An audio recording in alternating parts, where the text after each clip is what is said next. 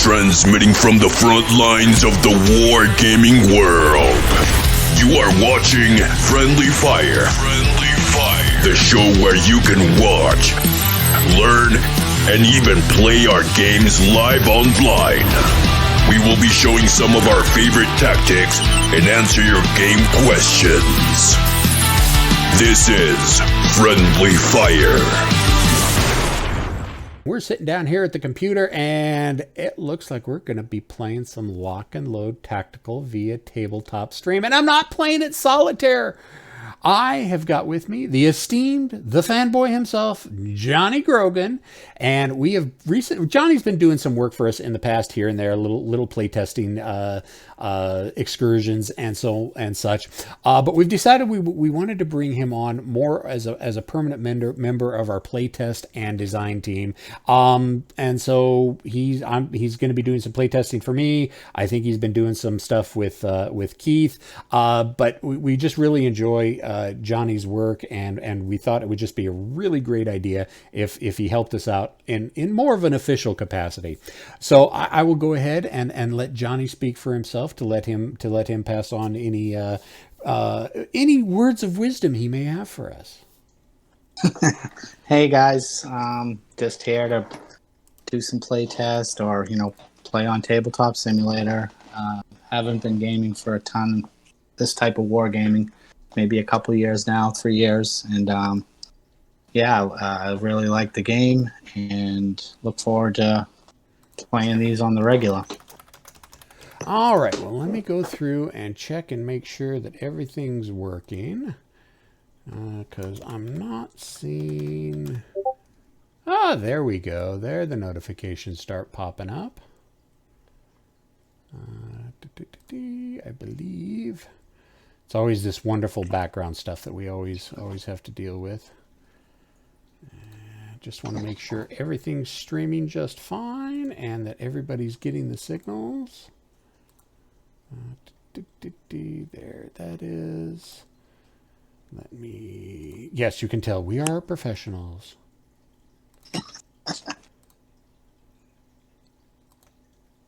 Oh, this is going straight to Twitch. This isn't going to Lock and Load. Oh, well, you know what?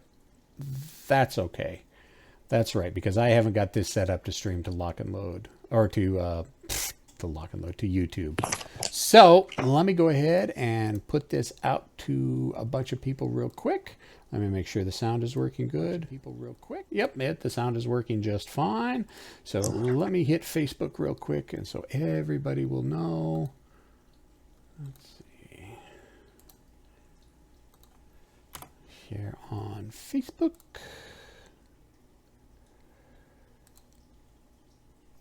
Go there.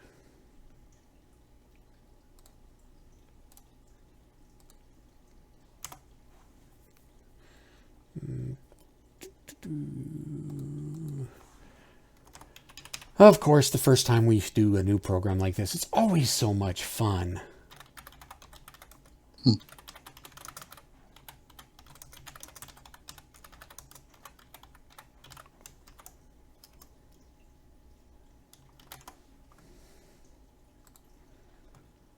Okay.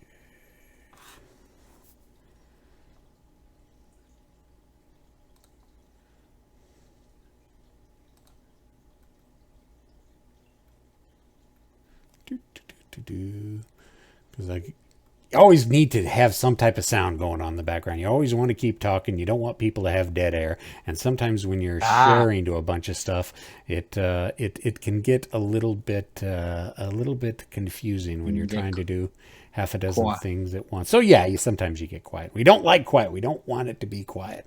I just want to make sure I'm sharing this to everything. Right. We don't need to share it to World at War 85. All right, so I think that's good for now. Let me go ahead and refresh some pages and go back and make sure we're still okay. So there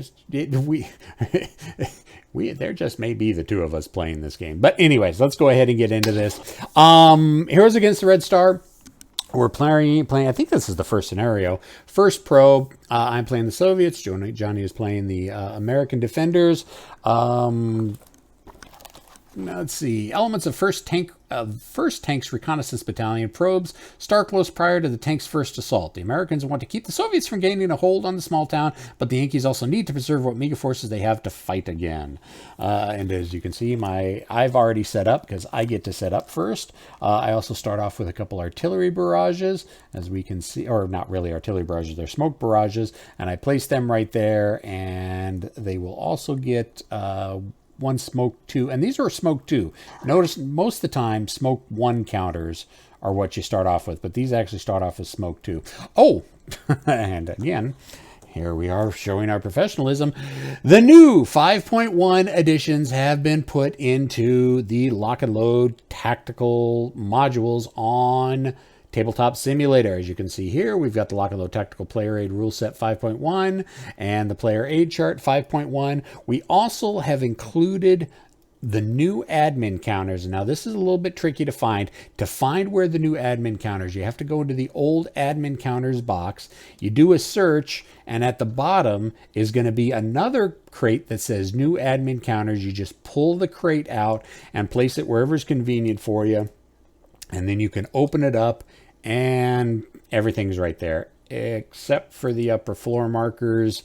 I've already contacted Uwe, so he knows that he forgot to put the upper floor markers in. So we're not going to be playing this scenario with upper floor markers because we don't have any, but that's okay. We'll do just fine. So anyways, I'm going to go ahead and put down all my smoke markers because that's part of my initial setup. And those will disappear in the admin phase of turn 1 because they start off as smoke 2 counters. And yes, as you can tell, these are our lovely new smoke 2 counters. Oops, and Uwe doesn't lie. Exactly. So the man tells the truth. Yes, he does. Okay, so there's where those smoke 2 counters went to. So these are the new smoke 2 counters. And you can see we've got the new fire 1 markers, and you just flip them over. We're also using most of the new admin markers. Here's the new melee, the new assault move, the new assault fire, the new shaken, fired, moved, ops complete, spotted. I don't think we're going to be needing any more admin markers than that. If we do, well, we've got the crate right here.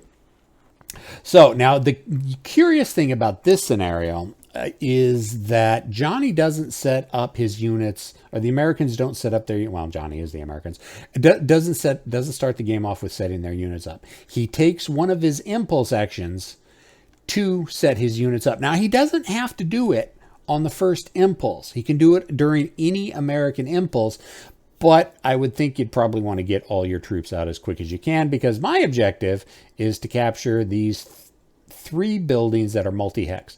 So this building here, and this building here. And probably the quicker that Johnny gets his troops set up in those buildings, the better. Now, it doesn't, he sets up during an impulse, but it doesn't cost him an impulse to set up. So he can set up and then still conduct an impulse, but he has to do his setup during an impulse. Check something real quick again.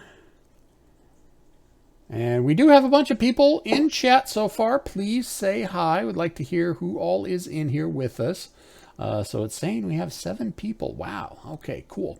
So anyways, that's the basic gist of it. And starting at turn 3, he has a force conservation roll that he has to make, that he basically has to count up how many units he has on the board, including support weapons, except for the 40mm grenades. And rolls 2d6 and has to be under that. If he ever rolls over that twice, the first time he rolls over, he gets a token. The second time, he immediately loses the game. So he needs to not only protect these 3 buildings, but he also needs to make sure he doesn't take a lot of losses. Sometimes a tough thing to do when you're in the defender, when you're forced to both hold ground and not give up casualties. So basically, I think we're ready to start. Johnny, have you got any questions or anything? Nope. Just the 40mm grenades. I I never used those yet. So All right, so the 40 millimeter grenades are kind of a unique support weapon for the U.S. forces. Let me go ahead and read them real quick. They're really simple little rules. When a 40 millimeter attack is conducted, add 2 firepower to the fire unit's inherent firepower. So basically, they're like a support weapon. They attach to a squad, and they add 2 points to the inherent firepower of any unit that they're stacked with. And they have a range of 3, but since they're in the black box, that means they can fire at extended range, which is double range, for half firepower. So the 40 millimeter grenades have a firepower of 2 at a range of 3, or firepower of 1 out to 6. Now that makes them kind of flexible because you remember when you stack squads together and try to fire, the second squad or any other squad after the first, their inherent firepower is halved, or any support weapons. No, not support weapons. So these can go right onto a squad, adding 2 to the base squad's combat capabilities. So instead of a 2, it would be a 4 out to 3 hexes. So that makes them very, very powerful in the hands of the Americans. Now the problem is that when you use them, you have to flip them over. Basically, you can use them twice. You use them once, you flip them over to the low ammo side, and after that, you remove it from the board if you use it for a second time. So that is basically the rules on the 40 millimeter grenade launchers. Okay, cool. Okay, so basically, I guess we're just going to jump right into this. I get to go first because I have initiative. That's what the scenario says. And let me check another thing real quick.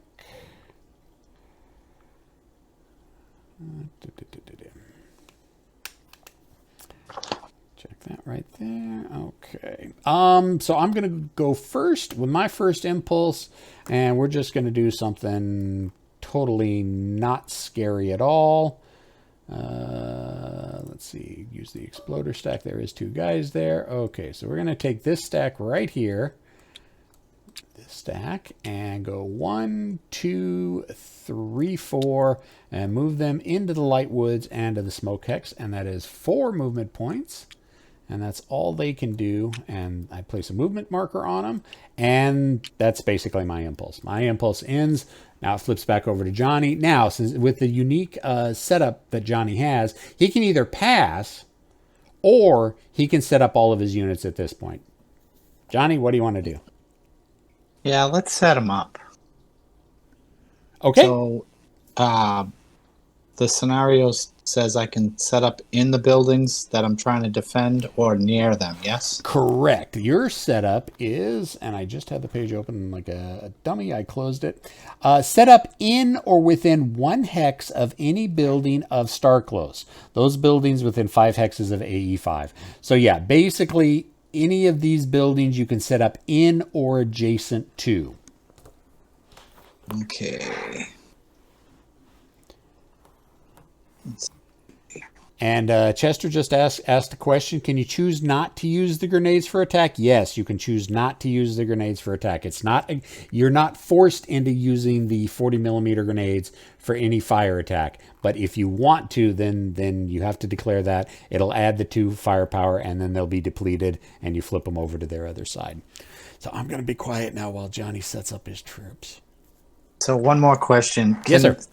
Can the units that carry the grenades carry the M249 as well? Yes, because the M249 is a support weapon that's carried by the squad.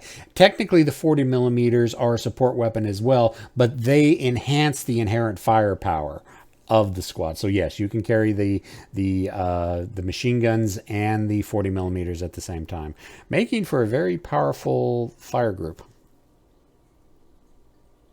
And I want to put it under the stack that I started, but I'm not sure how to get it underneath there. Okay, so one of the easiest ways to do this, and this is a good trick for those of you playing Tabletop Simulator, go ahead and cursor over the stack, and then right mouse button, and you'll see the button that says Explode Stack right at the top of the drop-down menu.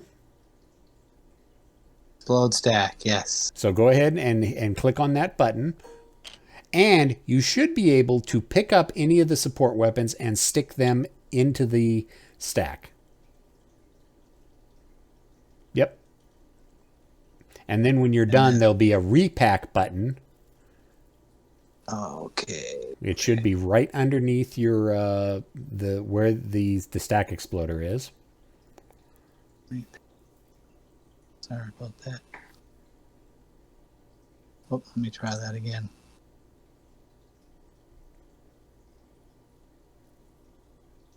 Or I can just hit the button for you.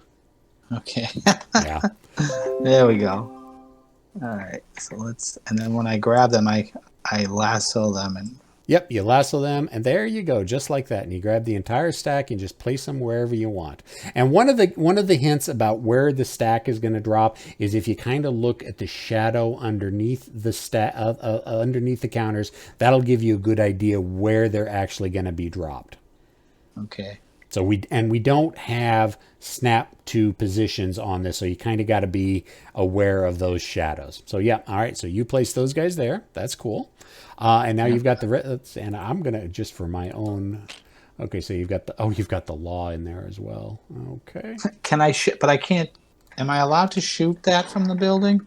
Yes, you have to remember in 5.1 we changed it so ordnance support weapons with support weapons with an ordnance fire table can now be fired from inside of buildings. That's one of the new rules we added in 5.1. Beautiful.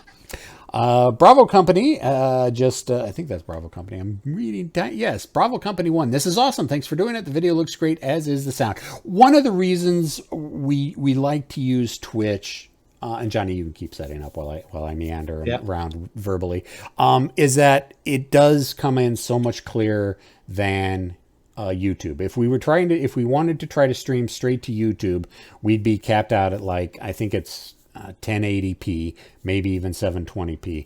With Twitch, it's glorious, whatever, 1920. It's whatever. I don't know what the difference between Twitch and YouTube is, but it's just so much better on Twitch. And the good thing is we can later go back, download the video from Twitch, and then upload it to YouTube. And if you watch both of them, you even see when we download it from Twitch and upload it to YouTube, the quality even degrades some then. So we actually were originally going to stream this straight to YouTube because that's where more people are at, but I forgot that and didn't set up the the YouTube parameter. I had this still set to go to Twitch, but that's fine. We're gonna go through with Twitch anyways. I put the link up on all the websites, so tell your friends that we are playing on Twitch tonight.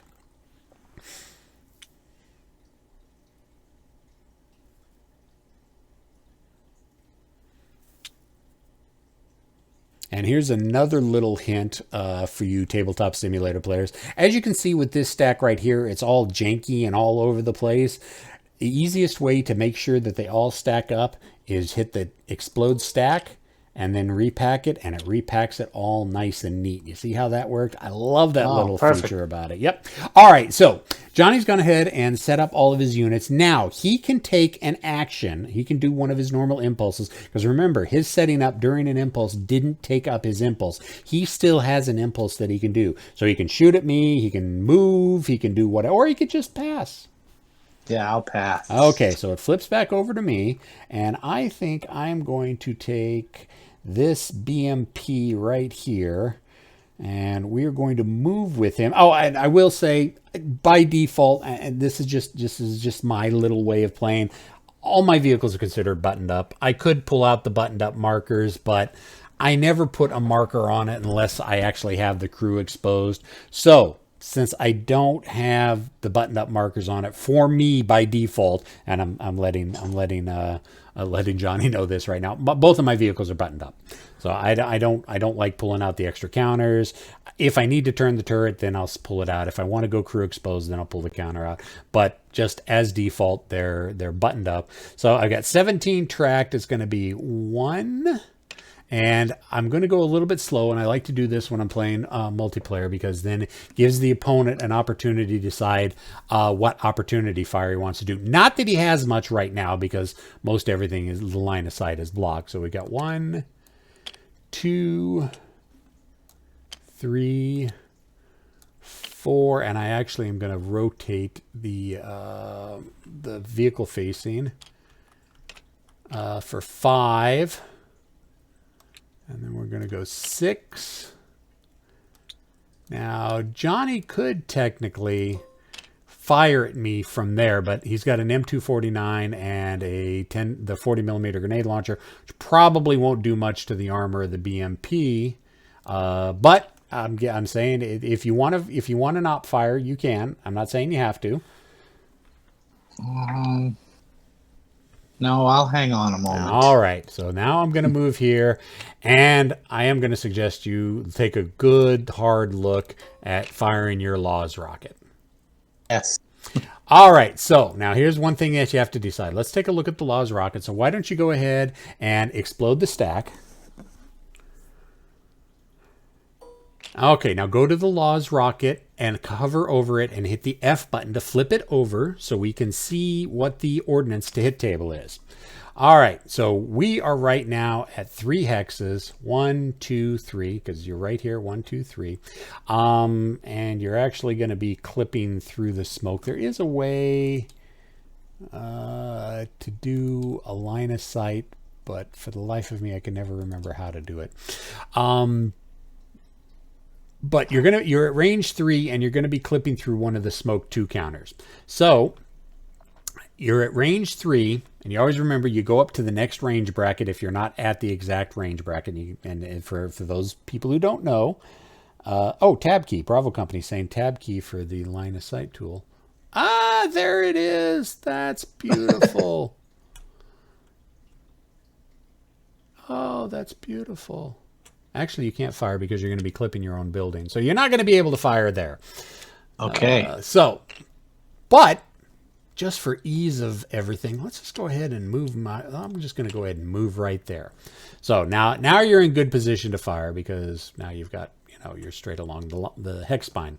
So taking a look at the ordnance fire table, you've got the range band is at the top. Range 2, range 4, range 6. So if you're at range 2, which you now are because I'm 2 hexes away, your base to hit is a 10 or less. And then your penetration value is going to be an 8. So yeah, that Laws rocket is a pretty nasty piece of work. So you're going to need a 10 or less on 2 6-sided dice, but now we have to figure out what the modifiers are. Let's see. Bravo Company's just hitting us with a lot of really good tabletop. If you hit P key twice, it goes to overhead view. It does go straight to overhead, but I don't like playing with overhead, so I like. There we go. I like it having kind of a little bit angled third-person camera, I guess it's called. All right, so you need to figure out all the modifiers. And do you have any idea what those modifiers are, Johnny? Do you remember them? Let's see. No. Okay, the biggest ones that you're going to have to look for is any leadership modifiers. Oh, yes. So, yes. You don't have any leadership modifiers. He's a morale 8, but his leadership modifiers is 0. So he's not going to give you any modifiers. And I'll just go through the ordnance vehicle. Actually, let me go ahead and pull it up so people can see it in our fancy new 5.1 charts. Let me find the actual page. There we go. Okay, leader armor, leadership modifier. Now we don't have to worry about that. Vehicle is open. It is not open topped. I declared the vehicle was closed when I started. Turreted weapon firing outside covered arc. Nope. Fired by eligible SMC after assault movement. Nope. Per degrading terrain hex through which the LOS passes. All right. So since it is passing along a degrading hex, which is the smoke 2, because remember the smoke 2, it covers the entire hex, so that turns that into a degrading. You are passing along the hex spine of a degrading terrain, so that will be a 1 modifier. So let's go back to our chart real quick. So you're at +1 modifier there. SMC fire and support weapon, you're not a single man firing a support weapon. Any unit firing out of a hex containing a smoke marker? No. Weapon team or vehicle pivoting chassis to fire outside? No. And for those of you following along at home, you'll notice with the new 5.1 charts, we've got the modifiers and we have the exact rules reference right next to you. So let's continue. Mounted on a vehicle using assault movement? Nope. Firing during night? Nope. Trace LOS between two buildings? Nope. Vehicle, helicopter, MMC marked with an ops complete? Nope. Helicopter in flying mode? Nope. Okay, so I'm just going over this just so we know what they are. Most of these are not going to apply at all, period, in this scenario.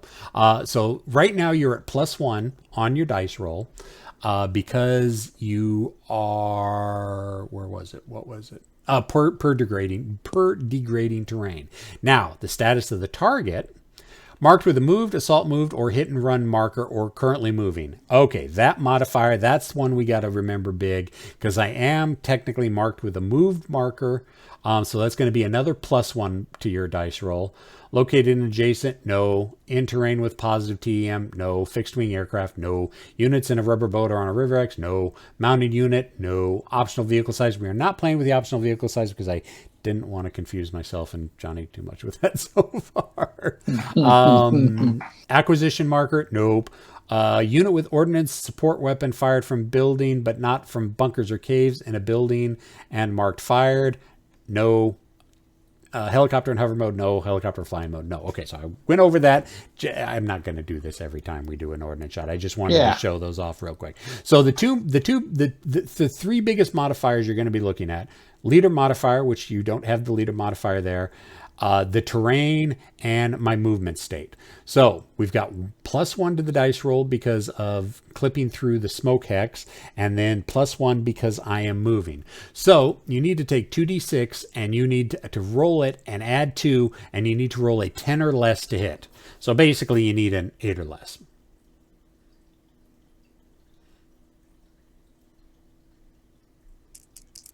There you go. 6, that's a hit.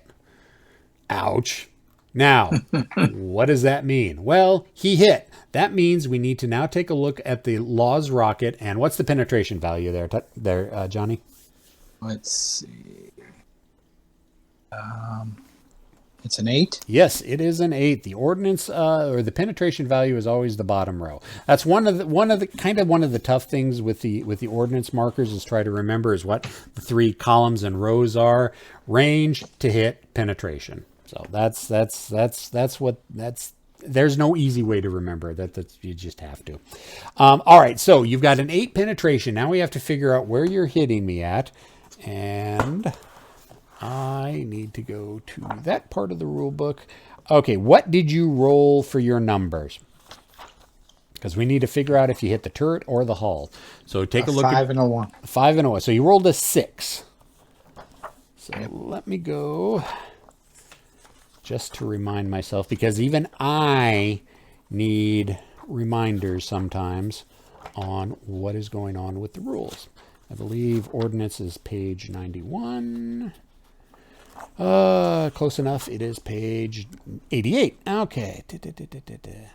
Okay, so his penetration. Okay, so now both. Oh, well, yeah, we got to determine where you hit first.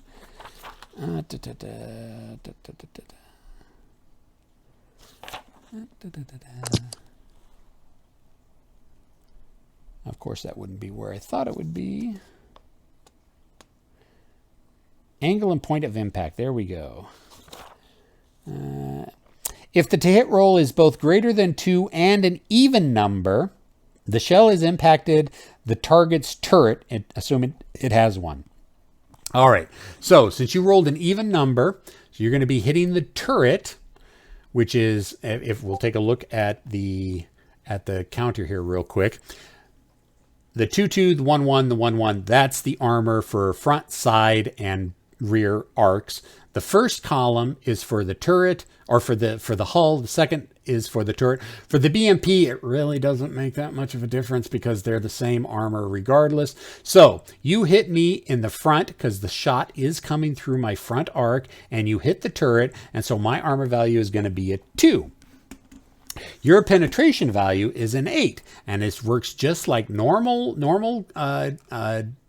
damage check.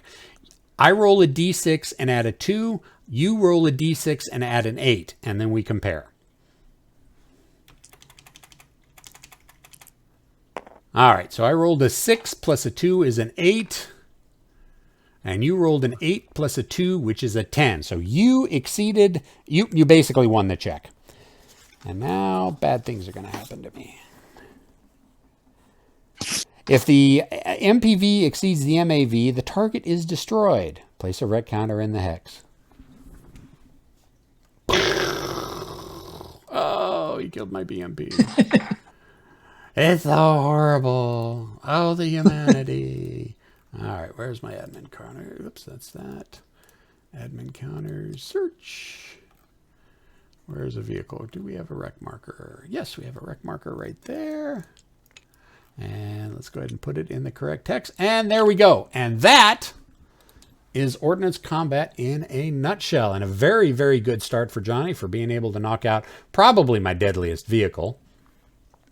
So go ahead and cursor over your Laws rocket. And the good thing about the Laws is you keep it. It's not a one-shot weapon. It's not like a Panzerfaust. The squad is assumed to have multiple Laws rockets. So let's go ahead and flip that over and then repack the stack. And since you fired, go ahead and place a fired marker on it. Oh yes. Okay. Let's see. Fired. Yeah, it may take a little bit of getting used to with the new admin markers, because we tried to maintain the look. We just wanted to update them because we've been using the same artwork for like 12 years. Right. So, probably a good idea if we for us to have changed changed the graphics a little bit.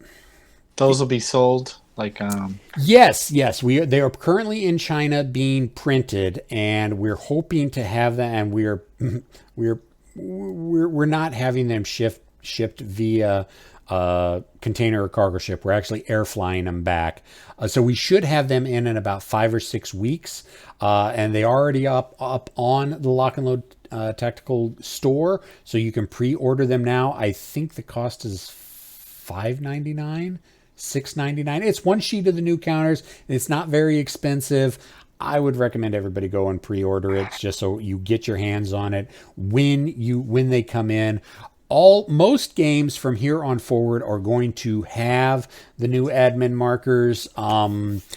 Heroes Road to Stalingrad is not going to, because the design for that was started over a year ago, and the counter sheet was set couple 3 months ago, and instead of worrying about going back and changing out, so Heroes Road to Stalingrad will have most of the new counters, but it's also got some unique counters. The acquisition markers are going to be unique for Heroes Road to Stalingrad, and there's a couple others in there that are unique to Heroes Road to Stalingrad because I just wanted the art to be a little bit different than the base.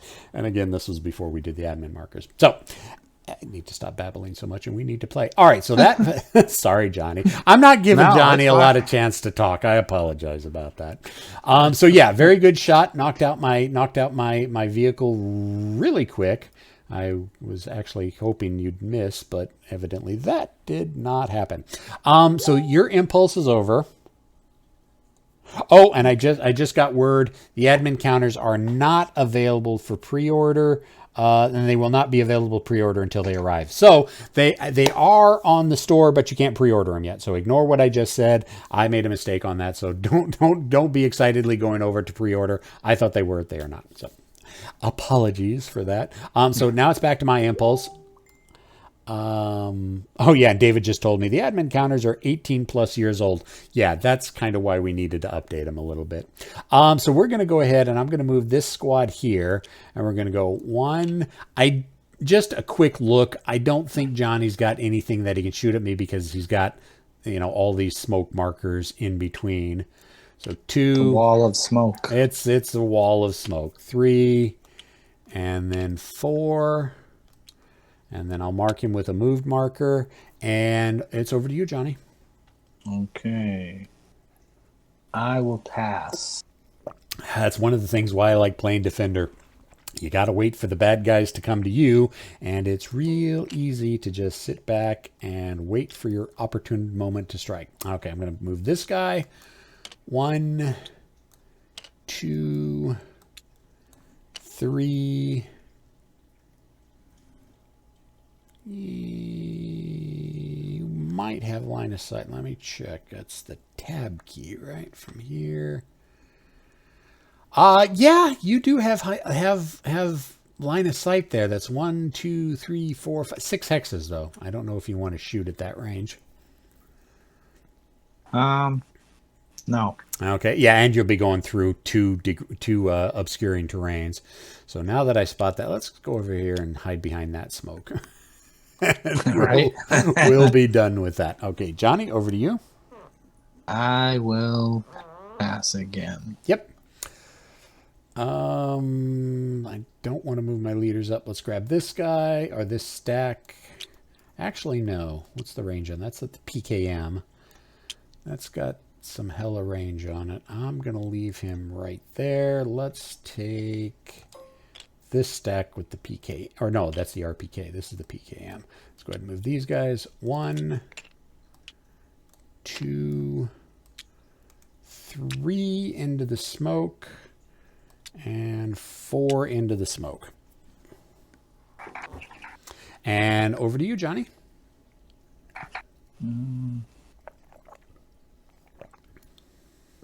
I will pass again. Okay, now that makes sense. I mean, you're not doing anything you shouldn't be doing. So, okay, we'll go 1, 2, 3, and I forgot to put a move marker on that other guy. So 4. We'll go ahead and put a move marker on that guy that I forgot, and a move marker there. All right, I'm done, Johnny. Yeah, I'll pretty much pass again. Okay. All right, let's go ahead and take this this BTR here. He's got 20 points of off-road movement, and let's go ahead and go 1, 2, 3, 4, 5. I should have assault moved. 6. I don't know if you want to fire small arms fire into it. Yes. Okay, so I'll go ahead and stop right there. We'll mark him with a moved marker just to make sure everything's all good.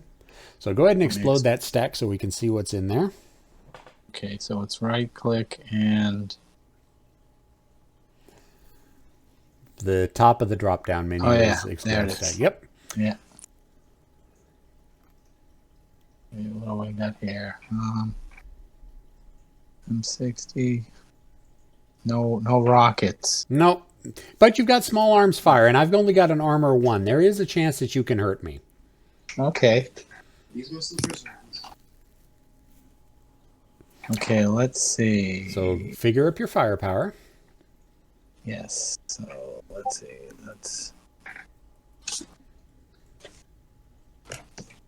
Okay. Sorry, I'm looking for my chart. Yep. Okay. Where is this? Okay, right here. Okay, perfect. Okay, so the leader, he gives me 1. He will give you a 1 on the modifier. He doesn't give you actually any inherent firepower, but since he's got a 1 leadership modifier, he will modify the dice roll. Okay. So there's 2,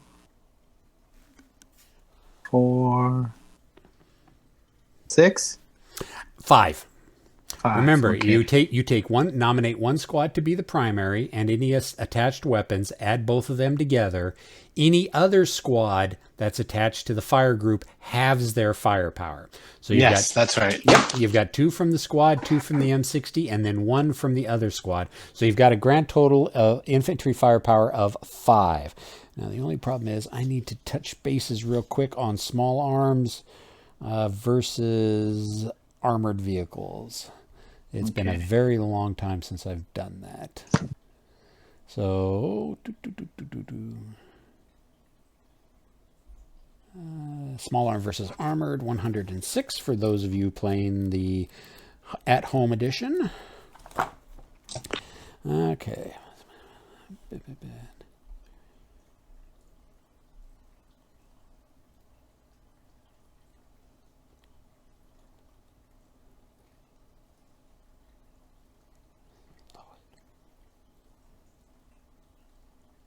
Okay, the target vehicle rolls 1d6 and adds the terrain modifier to the target and plus the lowest armor factor. Okay, so it's done like a normal regular combat. So you're going to roll 1d6, actually plus 6, because your leadership modifier is going to be in there, because you've got 2 for your squad, another 2 from the M60 for 4, 1 from the second squad for 5, and then the leadership modifier is 6. So you're going to be rolling 1d6 plus 6. Oops, I'm flipping the camera all over the place. However, oh, you got your terrain modifiers in there too. I forgot the terrain modifier. Small arms trade fire versus moving target, and you got no degrading, no smoke, yada, yada, yada. Let's go down through all of them. Target, you're not adjacent. It's a -1. All right, so you're -1 because I'm moving. So you're going to be a D6 plus 5. I'm going to be a D6 plus 1 because that's the only modifiers I have. I take my lowest armor for my vehicle, which is a 1. There's no terrain modifiers. There's no other modifiers that I have. And so we just roll it up, roll it like a normal damage check. With me at a +1 and you at a +5. So I got a 5. What'd you get? 4. 4s. So you rolled a 4. So you got a total of 9 to my 5, which means you beat me by 5, if my math is correct, and sometimes it is, sometimes it isn't. Okay, now we got to see what the results are. Okay, all passengers must make a damage check. The vehicle goes first. If the vehicle is buttoned, yada, yada, yada. Okay, so I just have to roll on the DCT and with the modifier of +5, because that was the difference between our two rolls. So I got a 7. I compare that to my morale of 5. It is greater than, but not double. So let's go ahead and take a look in the player aid charts, the new player aid charts, so those playing at home can follow along, if I can remember where it is. Okay, fate of crew and passengers. Nope, that's not it. Which chart is it on? Okay, I'll just look at mine. Fate of crew and passengers, support weapons, rally phase. Small arms versus vehicles.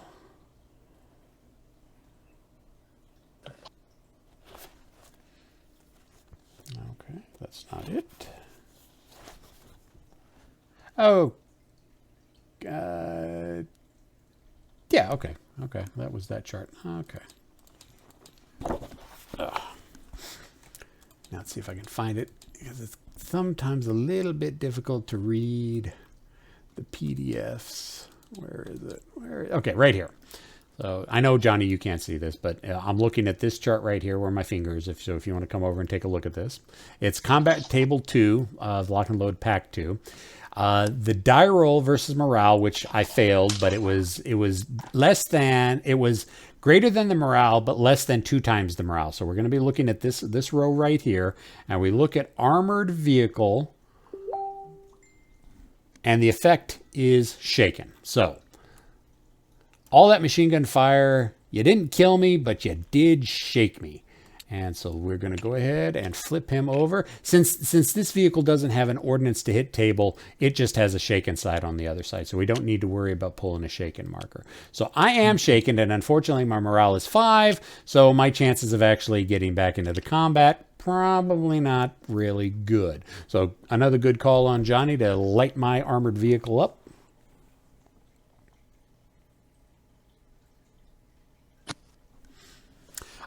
So yep, you've got your fired marker on there. That was my movement, my impulse. So now it's back over to you. Okay. I wonder if I can. What is in that stack there? Can I shoot at those guys on the road that I just shot at? You should be able to. Let's take a look. I don't know if I have range though. 1, 2, 3, 4, 5, 6. Range is 6. And let's see. You are going to be up. Okay, we're going to have to take a little closer look at this. I'm going to have to move that guy off. And I'm going to have to move your stack off so I can get access to the center dot. To center dot. Nope, you're clipping the building. Yep. I'm not going to be able to get the shot off. Okay. All right, so then I'll pass. All righty, you pass. Now I'm getting down to the last bit of my guys here, so let's go ahead and take, who is that? Major Petrov. And we're going to go ahead and move him. And he's got 6 movement points that he can pull his squad with because he's a leader with a squad. Now the question is, where do I want to move him? I don't want to get him anywhere near that fire stack of doom because my smoke is going away. We'll go 1, 2, 3, 4, 5, and I'll just move the moved marker off and make them one big stack. Okay, so back over to you, Johnny. And I will pass again. All right, I am got my last guy, and I don't know why I did it this way, but we're going to go ahead and take him 1, 2, 3, 4, 5, and we'll move him in with there with that stack. I don't know why I crisscrossed the leaders, but hey, that happens sometimes. All right, that's it for me. Your turn next. And you're just seeing if I. Nope. I will pass again. All righty. Sorry if I'm boring. Oh, no, not at all. A lot of times when you're in a defensive situation, that's all you're doing. You're just waiting for the enemy to come into the sights of your guns. If you're moving from your defensive positions where you initially set up in a defensive scenario, you're probably doing something wrong. You put yourself into defensive positions and you don't want to move. Yeah, you may shift if you have some reserves. You shift them around every once in a while, but that's why I always play people who are refreshing themselves to the game, or new to a game, or are playing against a more experienced player. Give them the defending side because the defenders usually have the advantage because they have less things they have to worry about doing. So I am going to not move him. I am going to be done. And David, you guys are doing great. Nice game. Don't let him cheat you, Johnny. I would never. That would ruin my reputation. So Right. I'm going to pass. So now it's back over to you. And I'll do the same. All right, so that was 3 passes in the row. That ends the turn. And basically at the end of the turn, we go into the admin phase. So, I mean, we don't really have to do it procedurally because there's only a couple things we have to do. We remove the admin markers. So if you want to pull off your markers, Johnny. Yep. Okay, so let's see. Yep. That back. Back. Yeah, and that's it, right? Yep. And now the only thing I have to worry about now is all these smoke 2 markers because the scenario special rule basically said they started off as smoke 2 counters. So they are only around for 1 turn, which means now all my guys are sitting in the open and they go, where'd our smoke go? Where'd our smoke go? This isn't good. So let's pull all the smoke counters off. I do want to touch bases real quick on something. I do want to mention again, we did, David and I did mention this the other day, actually yesterday, when we did our show. We have a new module rulebook. Okay, let me restart that. I'm trying to figure out how I want to phrase this. The module rules and scenarios booklets that we've had on sale, we've changed the name of them. They are now called the Companion. We haven't gotten the exact artwork off to Uwe yet to change the covers. I don't know if we're going to do that.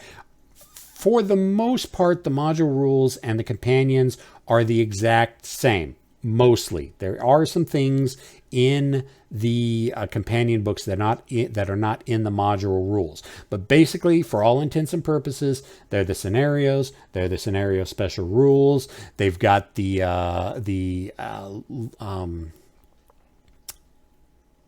leadership and hero charts in there, and there's a few other charts.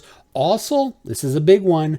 The point values for the battle generators are now included in the new companion rules. And there's a reason for that. I can't get into it yet, but you're going to appreciate this when we announce it. For those of you that have recently bought the module rules, the spiral bounds that we were offering on sale for about 2 months ago, if you've recently purchased them, go to the Lock and Load website. and open up a support ticket, and we will get you the new updated companion version of the module rules that you've purchased. We don't want you to have to purchase what is essentially the same book with a few other things in it again, but just go ahead, go to the website, put in a support ticket. We'll get you the companion rules out there. And again, one of the reasons we did these companion books is that we know people want to play virtually via Vassal, via Tabletop Simulator, via any other digital media that we may come up with in the future. We already offer the rule book for free. You buying the companion books gives you the digital license to play the game virtually any way you want to. So you don't have to buy a full box set. You get the rules for free. You buy the companion book for like $30. I think each one of them runs for about $30. You get a bunch of good stuff in it, and you can play every single one of our box games that we have on Vassal and TTS, and without worry. You've got the companion rules are the digital copyright that you have purchased the game. And we're good with that. So I just needed to get that in there real quick. All right, so we're going into turn 2 now. This is actually going a little bit better than I thought. What are we looking at time-wise? We've gone about an hour. Let's take a look at the chat. Yep. Bravo Company out. Still over morale of 5 and still not double. So probably okay. Now, I ended up being shaken. But yeah, and Bravo was talking about my BTR 70. So let's go ahead and do another turn. So we get into initiative. So, is it initiative or, since normally when I play with myself, I play solo or play against close other friends, we kind of skip over a lot of the phases or do them out of order, but rally phase, it's determine initiative first. So let's just go ahead and roll initiative. Ooh, I got a 6. Whoops. Oh, bear with me. Yep, not a problem. Okay, there we go. I got a 2. Okay, so higher roller wins. So I keep initiative in turn 2. Now, let me go ahead and go quiet for a little bit. My mother is calling, and usually when she calls this late at night, could be a bad thing. So hang on a sec. I'll be right back. No problem.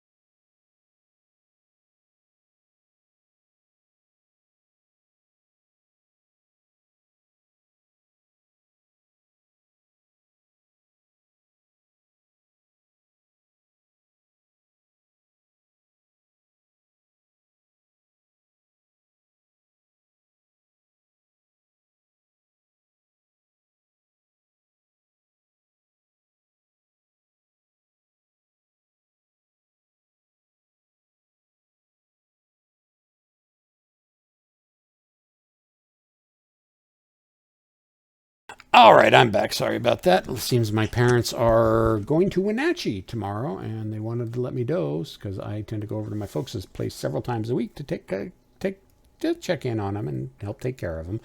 I mean, even though my father is probably in better shape than I am, he's still 75 years old. So, all right. So rally phase. You don't have anybody that needs to be rallied. I do. I've got my BTR 70, and he's got a morale of 5. So I'm not sure he's probably going to make it, but let's see. 3! Woo! My dice are never this hot in real life. So he gets flipped over, but you know that you can hurt him. So if you want to, you can light him up again this turn. So however we're looking at it, I've got the initiative.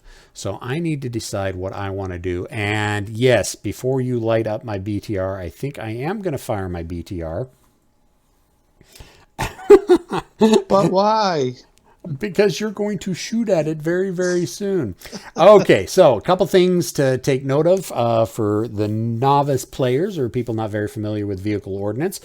Taking a look at the vehicle, the BTR has two weapons that it has, as noted by the red 4 and the red 2. So I will be able to roll 2 attacks against you, one at a dice roll +4, one at a dice roll +2. And since both of them are underlined, it's front arc, I believe. I don't think that's 360.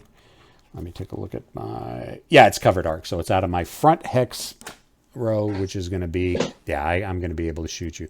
So let's go ahead and I'm going to start shooting at your...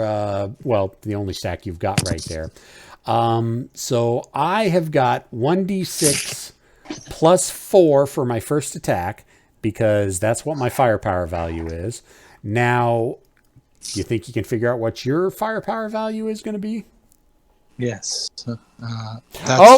Meyer just actually pointed out something really good. I have to spot first. He is absolutely 100% correct. I've gotten so spoiled playing digital that it does the spotting automatically. So thank you very, very much, Meyer. Like I said, even I forget and skip the rules sometimes. So I know you're there, but I don't know you're there. So I have to spot you. And I think it's just going to be a straight up 1 or 2 because I got no leadership modifier there. So you know what? In fact, I am not going to shoot at you. I am going to move someone else. See, you changed my whole battle plan there, Meyer. I think we're going to take this guy in AB10. And we're going to go 1, 2. Again, pausing to let Johnny look at the situation and see if he wants to declare an opportunity fire. Okay, 1, 2. Let's see. So I can shoot at those guys there, but maybe no. The building might be in a way. Let's go ahead and move the counters off a little bit. No, you're gonna be clipping that building right there, so you're not gonna be not gonna have line of sight. So okay. Whoops. TTS sometimes, the physics engine, it sometimes takes a lot of getting used to. Whoop. Lasso them all. That's the best way I do it. There we go. Yep, there you go. And then again, if you want to neaten the counter up, just hit explode stack and then repack, and it stacks everything nice and neat. All right, so 2 movement points, and then I'm going to go 2 more movement points to there. Okay. Now, I will say these guys have probably got line of sight, but you are going to be clipping through the wreck marker, so that's going to be giving you a degrading terrain. Plus the being in the building. But again, that's your choice.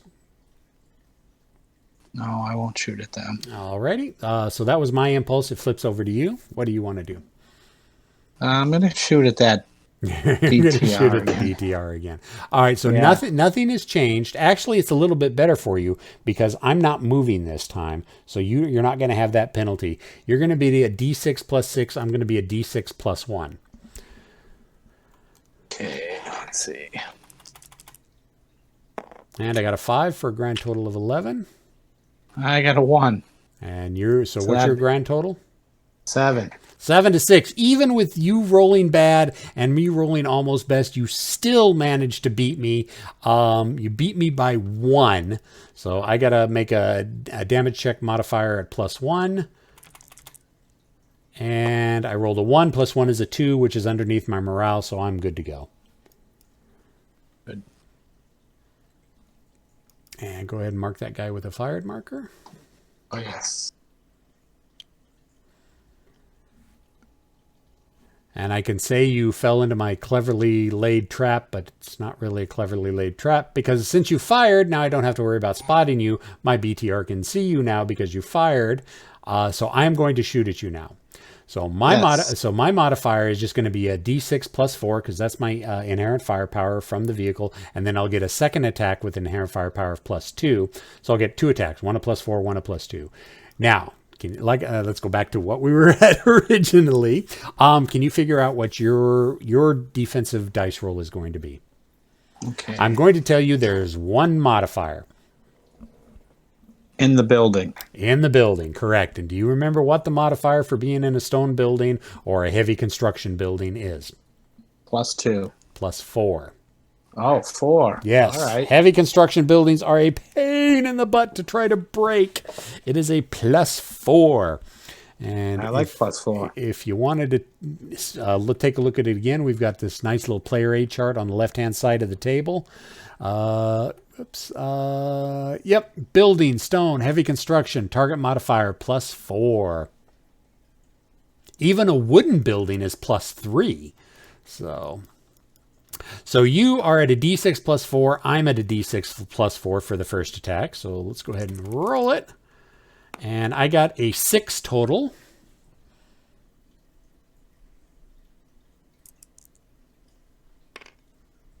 You got a 9 total. So no effect. Now my second shot is at a +2. So I'm at a D6 +2. You're still at a D6 +4. And I got a total of 7.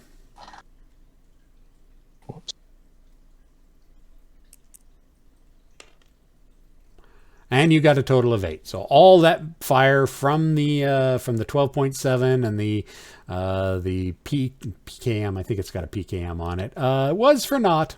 No effect. Nothing. Big goose eggs. That was my impulse. Over to you, Johnny.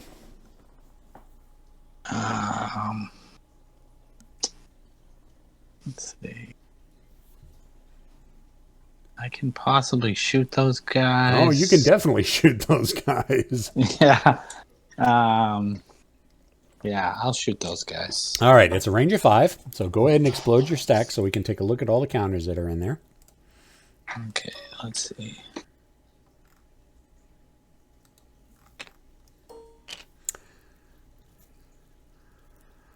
All right, I know which one I would nominate as your primary.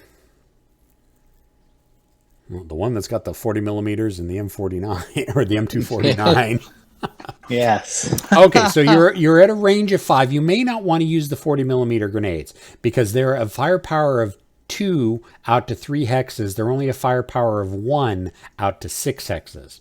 And if you use them, then you're going to have to flip them over because they're only a 2-shot weapon. So you don't have to use the 40 millimeters if you don't want to. You can save those for when I get a little bit closer.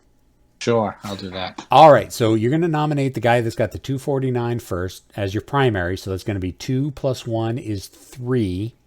And then you've got, what's the rest of your factors? So 2 + 1 is 3, +1 for the other squad. Correct, because you have any of the squads that are after the initial squad. Yep. And then 1 for the leader. Exactly. So, okay. So that was 5? 6. 1, 2, 6. Okay. Yep.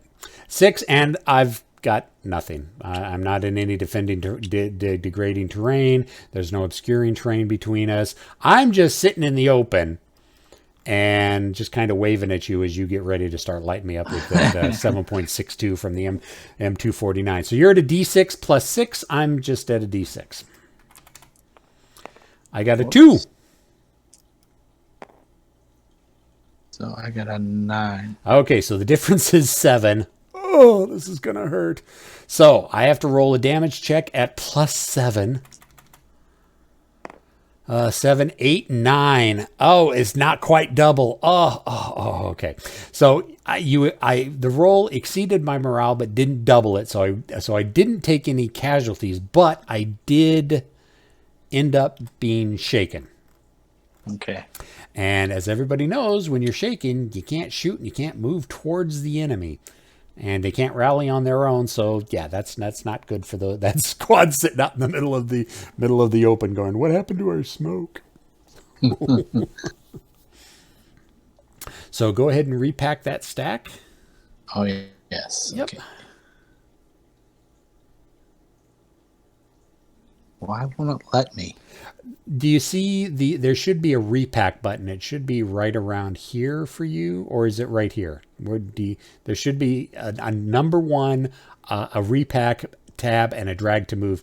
Oh, you know what? You can't see that. That's right. I'm sorry. I need to give you permissions for that. Okay. Yeah, that's one thing I keep forgetting is that since you were invited in, whoops, I keep hitting the wrong buttons. Promote. And I believe that should give you, go ahead and try exploding a stack and see if you see the, see it. Yep. Do you see the repack button now? No. Okay, I'm gonna have to figure out how to give you permissions. I'll hit the repack button. Don't worry about it. No It has to do with administrative abilities. And we just got a question from Evil Dr. Ganymede. Do you not make the damage roll for each unit in the stack? Yes, but there's only one unit in the stack. The PKM, the machine gun, was the only other unit in the stack. So there was only one unit in the stack for me to roll the damage check against. So that's all I needed to do.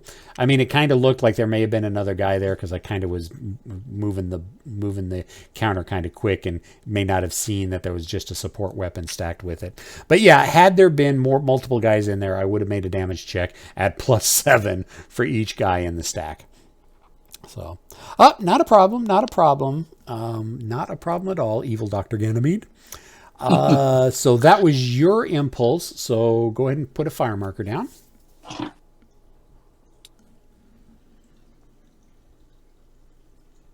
And then it flips over to me. And you've still got these guys. Oh, can you? Yeah, there you go. Yep, not a problem. I knew what you were going for. I want to check line of sight from here. I'm fairly certain I'm going to be going straight through those woods, so that's going to be the terrain modifier. Okay. We're going to take this squad here, and they've got the PKM, which has got a firepower of 3. Now, 1, 2, 3, 4. Oh, okay. So it is range 6. Oh, but it doesn't matter. Okay. For again, another little rule that most people may not catch up on, and something for the new players. This squad right here is a 2, 3, 4. So it's got a firepower 2, but it's only got a range of 3. However, the range is in a black box, which means it can fire out to extended range at half firepower, kind of like how the 40 millimeter grenades work.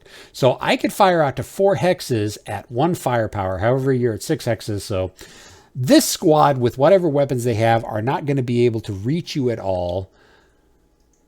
The PKM right there with a firepower of 3 and a range 13 will. So I'm going to take these guys in AH-11 and I'm going to, oh no, because I have to spot them first. Silly spotting roll. All right. Well, you know what? Reconnaissance. Reconnaissance is the art of going out and getting shot so your buddies know where the bad guys are at. We're going to take this squad in AF9. We're going to move there for 1 point. And let Johnny decide if he wants to op-fire me. No, I'll wait a moment. Okay, which will allow me a chance to get into these light woods there for 3 movement points total. That's a gift from letting me kind of blow up your BMP. So yeah, we'll be. I don't know. The odds modifier is actually going to be worse if you shoot. It's going to be worse for me shooting if you shoot there rather than shooting at AE8. Okay. Basically, because you're going to be a point blank, and that gives you more of a. That is going to more than offset the terrain of the light woods. Now let's go take a look at the light woods real quick. It is, where's light woods? Yeah, light woods is only a +1 modifier. So I'm going to assume you're going to op fire. Sure. Okay, so go ahead and figure out your firepower. Okay, let's see. Let's explode that. Mm-hmm. Okay. So this.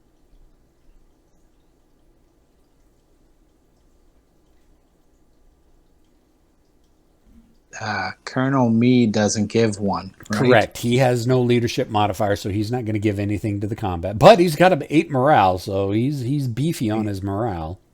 Right. All right, so there's 2. Do I use the grenades? I would. Yeah. Yeah, I'll use those. So let's see. And 2 for those. Yep. Right? Yep. So that's 4 total. Yep, 4 total. Because you can't really use a law against infantry in the open. Right. All right, so you're looking at 4, and you don't have a leadership modifier. And the only other modifiers you have is the +1 to your dice roll because I'm moving. And, whoops. Oh, no, that's just moved. And you're adjacent to me. Okay. Or technically I'm adjacent to you, so that gives you another +2 to your dice roll. So you've got a grand total of 2 firepower from the squad, 2 more firepower from the 40 millimeter, which is 4. You get a +1, which is a 5 from me moving, and then another +2 because I'm adjacent to you. So you've got a grand total of 7. So you're going to be a D6 +7. The only thing I've got going for me is I'm in the light woods, which gives me +1. So I'm a D6 +1. I have a 2. I rolled a 1. Okay, so what's your total? 8. 8 to 2. So the difference is 6. Oh, this is going to hurt. So I rolled D6 +6. And I got an 11 compared to 5. All right, that is more than double, but not quite triple. And if we take a look at our chart, which I'm not going to do because I'm just going to find it here sitting at my desk. If I can, oh, there it is. Let's see. Die roll is greater than or equal to 2 times the morale and less than 3 times the morale. So it's more than double my morale. I take casualties. So these guys, the 2, 3, 4, is going to be replaced with a half squad. And let me take a look real quick what a 2, 3, 4 Soviet squad breaks down to. And this will be in the module rules. Let's see. Soviet forces, 2, 3, 4 breaks down to a 1, 4, 4. So we'll go ahead and pull that guy off because he is Kaputsky. And let's go over to the Soviet infantry, search through that crate, and find a 1, 4, 4 counter. And stick him there, but of course he's also going to be shaken. And let's put the moved marker on it. All righty. Stopping my assault dead. And yes, mark yours with fire. Yep, with fired. Okay, so basically one thing you do need to do is, let's go ahead and explode the stack. Use the 40 millimeters so they get flipped over. And in Tabletop Simulator, just highlight the counter and hit F to flip it over. Okay. There you go. Now you're down to low ammo with that. We'll go ahead and repack the stack and stick the fired marker back on it. And well, basically you're done. Because every unit you have has done something so far. So basically now I can run the field, but not that I have that much. So what we're gonna do? What's that? You can run roughshod. Well, oh poo, I'm an idiot. These guys have got 4 units in the hex. They're not supposed to have 4 units in the hex. I'll just put him back there. No, you know what? I violated the rules. Excess units are destroyed, so I'm just going to pull them off, just so we follow the rules procedurally, because I didn't pay attention and overstacked the hex. So where they went to, I don't know. They got sucked into a time vortex or something. So anyways, we're going to take Major Petrov, and we're going to move him, and I don't have to worry about being fired at because Johnny's fired at me already. So with everything, so we'll go 1, 2, 3. Do I want to assault you? No, I don't want to assault you. I just want to sit right there because assaults typically go very, very poor for me. So we're going to go ahead and put a move marker on him. It would flip back over to your impulse, but you don't have anything left. So I'm going to take Sergeant Trinov, and let's make sure I didn't overstack. Okay, I didn't overstack him. And Right. go 1, 2, 3, 4, 5, 6. Again, I'm not worried about op fire because Johnny doesn't have any units left. I'll go ahead and mark that moved. Would go back over to Johnny. He has activated all his units. Flip back to me real quick.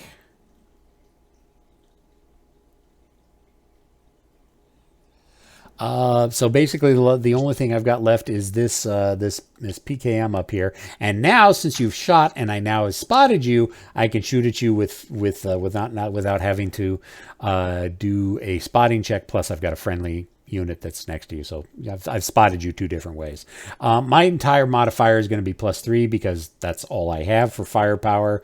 You are going to be at a +4 because you are in a heavily constructed stone building. So you're at D6 +4. I'm at D6 +3, and I get a 8. I get a 4, so it's a tie. No. Oh yeah, 4 to 4 is 8. So the attacker has to exceed the defender's value or his roll for anything to happen. Since it was a tie, nothing happened. Tie goes to the defenders. I lit up the building really well, but I didn't manage to do any damage to you. So that is going to be the fired marker. And we're pushing an hour and a half. Do you think you got another turn in you, or should we cut it here and save it for next time? It's up to you, man. I can if you have time or if you wanna. I have not had dinner yet, so Okay. And no we've problem. gone for an hour and a half. And like I said at the start of the show, this is a new feature that we're called the Friendly Fire Show.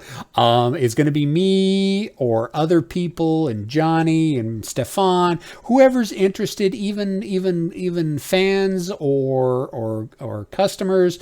If you want to come on and do some live lock and load not just lock and load tactical, we're going to do other games as well. We're going to World of War 85, whatever we have that's in a digital format, be it Vassal, be it Tabletop Simulator, what have you, even digital. I don't see why we couldn't do digital if we wanted to. We're going to kind of try to make this a bi-weekly, monthly, maybe weekly show. It's all going to depend on everybody's schedules, but we're going to try to get at least one of these gameplay videos out once or twice at the minimum a month. So this was our first maiden episode, and yes, we had some technical difficulties at the beginning, but we got everything all set up. And the great thing about Tabletop Simulator is I can save it, and so the next time Johnny and I want to play, we'll just be able to jump right back in. Everything will be saved, and we'll just continue. And I will say my salt is going poorly so far, but that doesn't surprise me. So anyways, Johnny, any comments or anything that you'd like to add or that you'd like to say?